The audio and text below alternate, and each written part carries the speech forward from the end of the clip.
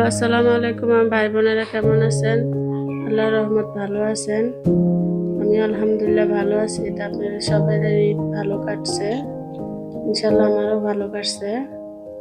তো এই যে ঈদের তিন দিন চলে যাচ্ছে, ঈদের 3 দিন। তা আমি আবার রোজা রাখছি, সাক্ষী রোজা। তা আমার ছেলে মেয়েরা রাখে নাই, তো ওদের জন্য আলু ভর্তা, ডাল পাক করতেছি আর ভেন্ডি দিয়ে মাছ ভাইঙ্গা রান্না করতেছি। আমি আলু ভর্তা বানাইতেছি, এটা সকালের ডাল আর আলু ভর্তা, আর বিকালে ভেন্ডি রান্না করছি দুপুরে আর কি। আমি তো চা খাই সকালে, আমি রোজা দেখে চা খাই নাই। আমার ছেলে বলতে আম্মু আলু ভর্তার ডাল বানাও, আমি আলু ভর্তার ডাল বানালাম। এভাবে আমার আম্মা করে দেখি ছোট আলু সিদ্ধ করে এভাবে গ্লাস দিয়ে চাপ দিয়ে আলু ভর্তা বানাতে খাইতে ভালোই লাগে। আমি আম্মার এটা ধরে রাখছি, এভাবে মাঝে মধ্যে করি আমি, ভালোই লাগে। যে শুকনো মরিচ আমি হাতে তুলে দিলাম, একটু তেল দিয়ে পেঁয়াজ দিয়ে বাগার দিয়ে আলু ভর্তাটা আমি ভালো করে বানিয়ে নিতেছি। আমার ছেলেটা আবার এভাবে পছন্দ করে বেশি। একটু সরিষার তেল দিয়ে নিলাম। আমি সাক্ষী রোজা রাখছি, আমার আজকে 2টা রোজা চলে গেল।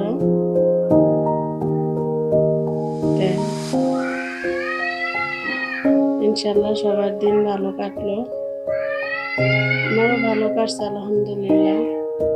আমার ছেলের বউটা আবার বাসায় নাই, এই জন্য রান্না বান্না একটু হালকা হালকা করলাম। বাপের বাড়িতে গেছে, ঈদের দিন তো বাপের বাড়িতে যায় না, ঈদের পরের দিনে গেল। আজকে 2 দিন হয়েছে। কারণ বাপের বাড়িতে যায়, আমার নাতিটা আবার জ্বর আইছে, ঘুরতে গেছিল মনে হয়, জন্য জ্বর আসছে। সবাই দোয়া করবেন আমার ভাই বোনেরা, আমার আন্তরিক ভাই বোনেরা, সবাই দোয়া করবেন আমার নাতির জন্য, আল্লাহ যেন মাফ করে। আমিও সবার জন্য দোয়া করি। এই যে আমার আলু ভর্তাটা, আমি আবার টমেটো আনছিল আপনার ভাই অনেকগুলা, ওগুলো নষ্ট হয়ে যাবে, আমি বেশি বেশি করে খেয়ে ফেলতেছি। এই যে আলু ভর্তাটা, আমি আবার সাজনা ছিল ঘরে, সাজনা দিয়ে রান্না করলাম, যে আজকে এইভাবে রান্না করি। টক রান্না করলাম, টকের ভিতরে আবার সাজনা দিছি, তো ভালোই লাগছে খাইতে, খারাপ লাগে নাই। তা আমার ছেলেরা তো এগুলো দিয়ে ভাত খাইছে, টক দিয়ে আলু ভর্তা দিয়ে। তা আমি আবার ভেন্ডিটা দুপুরে পাক করছিলাম আর কি, এটা দুপুরে খাওয়ার জন্য। আমিও আজকে ভাত দিয়ে ইফতারি করছি।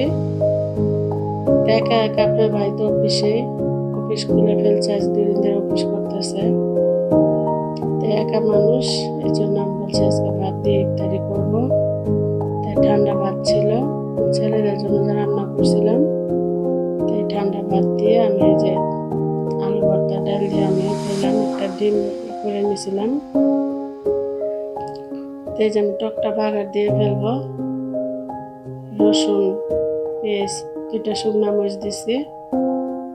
শুকনো মরিচ দিলে হয় কি ঘ্রাণটা ভালো লাগে, খাইতেও ভালো লাগে। আমি বেশিরভাগ টক রান্নলে টমেটো আমি শুকনো মরিচটাই বেশি দিই। আর আমার নাতিনটা থাকলে একটু কম দিই, ওকে 2টা ভাত খাওয়ানোর চেষ্টা করি, কিন্তু খায় না, বমি করে ফেলে দেয়। একজনের পরামর্শ দিছে যে এখন ভাত খাওয়ানোর দরকার নেই, যে বমি যেহেতু করে। তো এই যে আমার টকটা কিরকম হলো, আপনারা এইভাবে খেয়ে দেখবেন, আমার ভাই বোনেরা অনেক ভালো লাগবে, অনেক মজা লাগবে। এভাবে খেয়ে দেবেন। আমার মার আবার এই ডালটা অনেক পছন্দ, আর সাজনাটাও পছন্দ। আমার শ্বশুরেরও পছন্দ ছিল, কিন্তু আমার শ্বশুর দুনিয়াতে নাই, মারা গেছে, আল্লাহ তার বেহেশতে নসিব করুক। শ্বশুর শাশুড়ি দুজনে মারা গেছে। এখন আমি তরকারিটা বসায় দিব, যে আমি পেস্ট দিয়ে নিতেছি, তরকারিটা রান্না করব। একটা মাছের পিস আর একটা মাথা ছিল, মাছ নাই, রোজার ভিতরে সব শেষ হয়ে গেছে। দুইটা মাছ ছিল, আমি বলতেছি এগুলো ভেঙে রান্না করবো।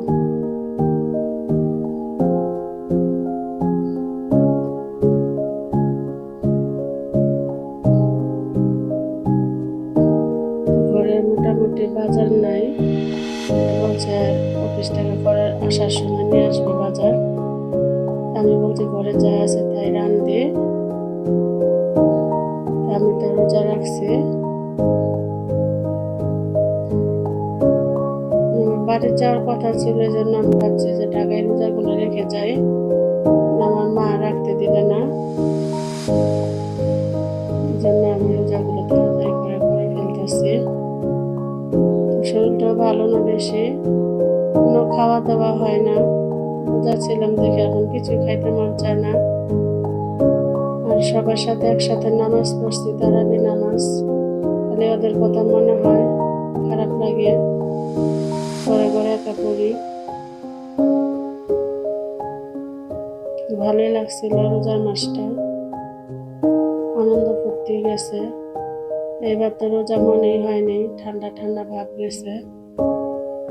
রকমতের মাছ ছিল, এখনো ঠান্ডাই আছে, ভাবছি সময় রোজাগুলো করে ফেলবো।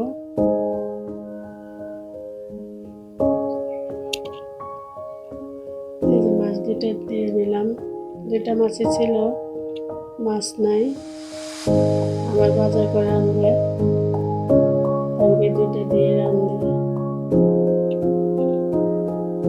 তা আমি রোজা থাকলে তো ঘরে খাওয়া হয় না বেশি, আমার ছেলেটা আর আমার বোনের ছেলে আমার কাছে থাকে, ওরা দুজনে খায় বেশিরভাগ। আমার বাড়িতেও পিসেই থাকে, পিসেই খাওয়া দাওয়া করে রাত্রে আসে, করে কটা ভাত খায়, তাও ঠিক মতো খায় না, অনেক টেনশন করে।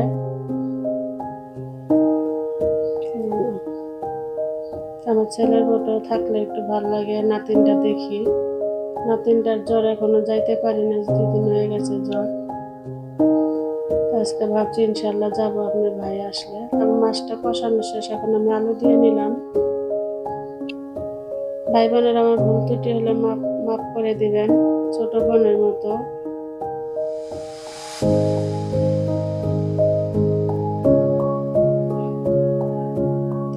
আলু দিয়ে নিলাম, আলুটা ভালো করে কষিয়ে নেব। তো ভাবছিলাম ভেন্ডিগুলো ভাজি করব, ভাজি করলে হয় কি আমি খাই বেশি, আমার ছেলে কম খায়, এই জন্য বলছি একটু তরকারি রান্না করি। আমি তো রোজায় বেশি বেশি খাওয়া হবে না, আমার ছেলে মেয়ে খাবে, আমার 2 ছেলে, যে আমার বোনের ছেলে আর আমার ছেলে। এই যে আমার তরকারিটা, এক হাত দিয়ে ক্যামেরা দিয়ে কাজ করতেছে, আর এক হাত দিয়ে একটু 19 মিনিট সাথে পারে, এটা ক্ষমা করে দিবেন। ইউটিউব ভাইদেরও বলছি একটু ক্ষমা করে দিবেন, আমি এমনি সুন্দর করে ভিডিও করতে পারি না, কি করবো এখন, এই লাইনে আসছি, একটু একটু ভুল হবে, ক্ষমা দৃষ্টিকে দেখবেন।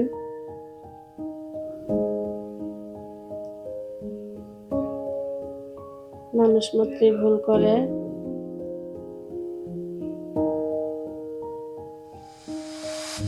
এই যে এক হাত দিয়ে ভিডিও করতেছি দেখে এরকম, আজকে স্ট্যান্ড বসাই নাই,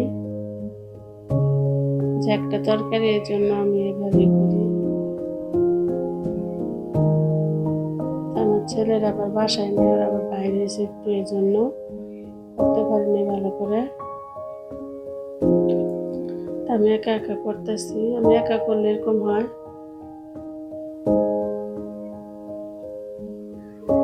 তরকারিটা ভালো হয়েছে ইনশাল্লাহ, খাইতেও ভালো লাগছে।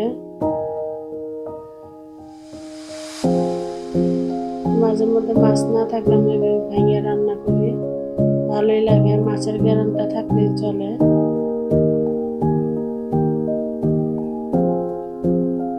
পুঁই শাকের ভিতরে গুম করে ভাঙিয়ে রান্না করি, লাউ শাকও দিয়ে ভাঙিয়ে রান্না করি। তো এগুলো মরিচ, কাঁচামরিচ দিলাম। ভাই বোনরা আমার লাইক শেয়ার দিবেন, আমার পাশে থাকবেন। আপনারা যদি আমার বাসায় না থাকেন তাহলে আমি কিছুই করতে পারবো না।